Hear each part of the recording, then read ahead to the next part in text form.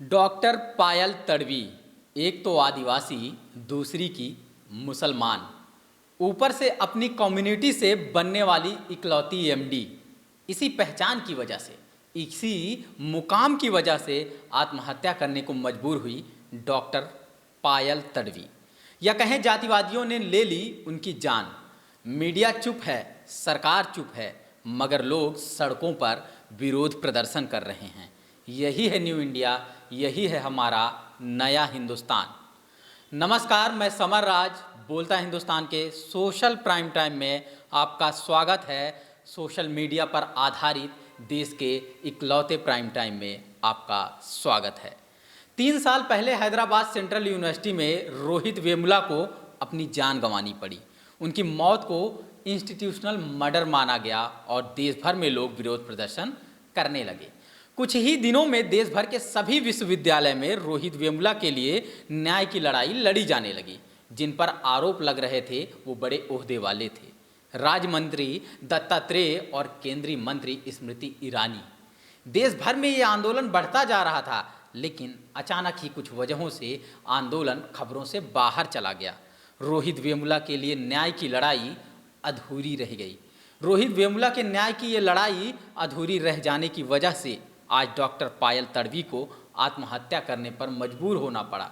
इस देश के बहुजन समाज को फिर से एक प्रतिभाशाली स्टूडेंट खो देना पड़ा। कुछ ऐसा ही कहना है फिल्म मेकर अविनाश दास का। उन्होंने ट्वीट करके लिखा, हम रोहित वेमुला के लिए इंसाफ की लड़ाई कायदे से लड़ पाए होते तो डॉक्टर पायल तडवी आज भी जिंदा होती। बेहद थका देने वाला और उदासी से भरा दौर है। हमला करने वालों में भी हम ही हैं और मारे जाने वालों में भी हम ही हैं। क्या किसी के पास थोड़ा सा पानी, थोड़ी सी रोशनी है? अब सवाल उठता है, क्या डॉक्टर पायल ने आत्महत्या की है या इसे हत्या माना जाए?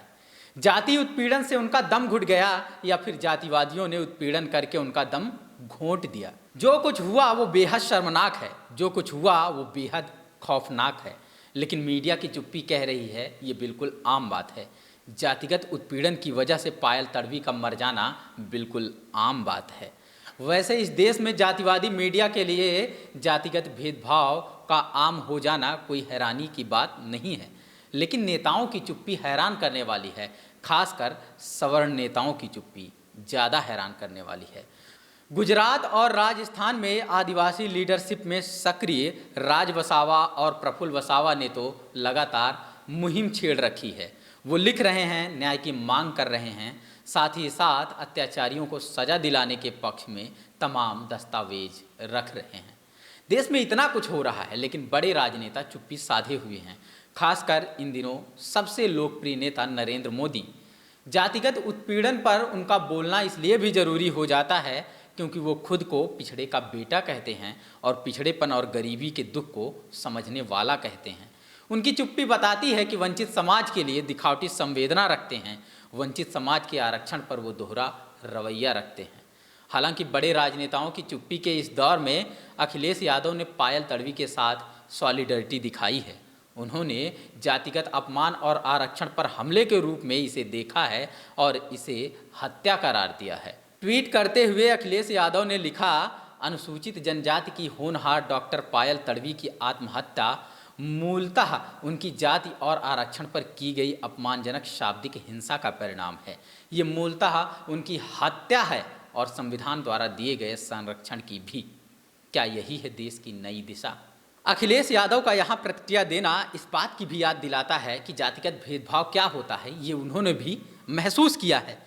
यूपी में 5 साल बहुमत की सरकार चलाने के बाद जब वो मुख्यमंत्री आवास से निकले तो योगी ने गंगा जल से आवास की धुलाई करवाई, जो जातिगत दुर्भावना की ही तो मिसाल है। नौकरियों में उन्होंने पिछड़ों की भागीदारी बढ़ाई तो उन्हें जातिवादी कहा गया और 86 में से 56 यादवों की नियुक्ति की झूठी कहानी गढ़ी गई, जमकर प्रचार किया गया, जो सत्ता से बेदखली की एक बड़ी वजह बनी। पिछड़ों के खिलाफ मीडिया में झूठा प्रचार आरक्षित वर्ग के लिए दुर्भावना का ही तो परिणाम था। इस उदाहरण से समझा जा सकता है कि दलित, पिछड़े, आदिवासी किसी भी पद पर पहुंच जाएं, इस देश का जातिवादी भेदभाव खत्म नहीं होता है। क्या पायल तडवी ने कम मुकाम हासिल की थी?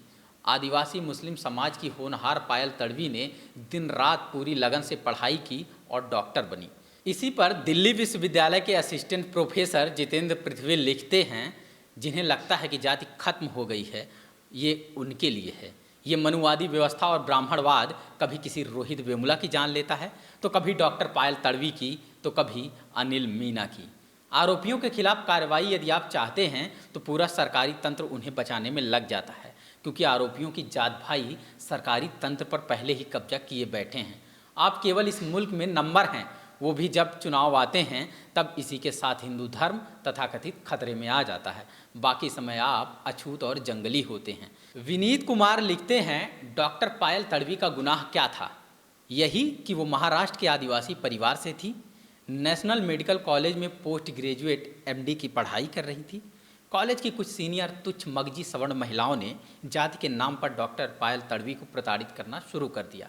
व्हाट्सएप ग्रुप में उनकी जाति को लेकर मजाक उड़ाया जाने लगा, रंग ढंग को लेकर मजाक बनाया जाने लगा, लैब में उसे काम करने से रोके जाने लगा, भरी क्लास में जातिवादी गालियाँ दी जाने लगी, उसकी योग्यता पर सवाल किए जाने लगे, उसके छूने से मरीजों को अशुद्ध हो जाने की बात की जाने लगी, उसके आदिवासी होने से उसकी जंगली की श्रेणी में रखे जाने लगा। खाने की टेबल पर उसे इन जातिवादी इलीट महिलाओं ने गॉसिप पॉइंट बना दिया। इन तुच्छ मगजी महिलाओं से डॉक्टर पायल का आगे बढ़ना सहन नहीं हुआ। जब टॉर्चर बढ़ने लगा तब कॉलेज प्रशासन से इसकी 2 बार माँ बाबा के साथ मिलकर लिखित शिकायत भी दर्ज की, लेकिन 6 महीनों में कोई कार्रवाई नहीं की गई। 21 मई 2019 को डॉक्टर पायल ने अपनी मां को फ़ोन किया और बताया कि ये टॉर्चर अब और बर्दाश्त नहीं होता। अगले दिन डॉक्टर पायल ने अपने पेशेंट को सफल सर्जरी के बाद लंच के लिए जब हॉस्टल में आई, अपने रूम में अपने ही दुपट्टे से फांसी लगा लिया। अब सवाल ये है कि डॉक्टर पायल तड़वी की संस्थानिक हत्या के लिए जिम्मेदार कौन है? उनका आदिवासी होना या हिंदू समाज का घोर जातिवादी होना? इसे कहते हैं घोर जातिवाद। आदिवासी नेता प्रफुल्ल वसावा एक पोस्ट शेयर करते हुए लिखते हैं, महाराष्ट्र की राजधानी मुंबई में स्थित VYL नायर अस्पताल की MD की छात्रा आदिवासी लड़की पायल तड़वी ने सुसाइड इसलिए किया क्योंकि उसकी 3 सीनियर महिला डॉक्टरों ने रैगिंग ली, मानसिक प्रताड़ना दी और साथ ही साथ स्टूडेंट के व्हाट्सएप ग्रुप में पायल तड़वी को लेकर जातिगत टिप्पणी की। पायल की 3 seniors doctor Hema Ahuja, doctor भक्ति और डॉक्टर अंकिता खंडेलवाल ने व्हाट्सएप ग्रुप में पायल पर जातिवादी टिप्पणी करते हुए कहा था, तुम आदिवासी लोग जंगली होते हो, तुमको अकल नहीं होती है, तुम आरक्षण के कारण यहाँ आ गई हो, तेरी औकात नहीं है कि ब्राह्मण से बराबरी कर ले, तुम किसी भी मरीज को हाथ मत लगाना, वो अपवित्र हो जाएंगे, तुम आदिवासी नीच जात की लड़की मरीजों को अपवित्र कर दोगी। डॉक्टर पायल की आत्महत्या सिर्फ आत्महत्या नहीं है, बल्कि मनुवादी सोच द्वारा किया गया संस्थानिक मर्डर है। इस तरह की घटनाओं का विरोध करना बेहद जरूरी है, क्योंकि इससे पहले भी हम रोहित वेमुला, मुथुकृष्णन, सर्वानंद जैसे बहुत से संस्थानिक मर्डर देख चुके हैं। आप सभी साथियों से अपील है कि पायल के लिए आवाज़ उठाइए, ताकि इस तरह के इंस्टीट्यूशनल मर्डर और टॉर्चर को रोका जा सके। भावुक होते हुए सिद्धार्थ रामू लिखते हैं, पायल तुमने ये अच्छा नहीं किया, पायल तुमने ये अच्छा नहीं किया। हम रोहित वेमुला का दर्द छिपाए सिसक ही रहे थे कि तुम हमें दर्द के सागर में डुबो गई।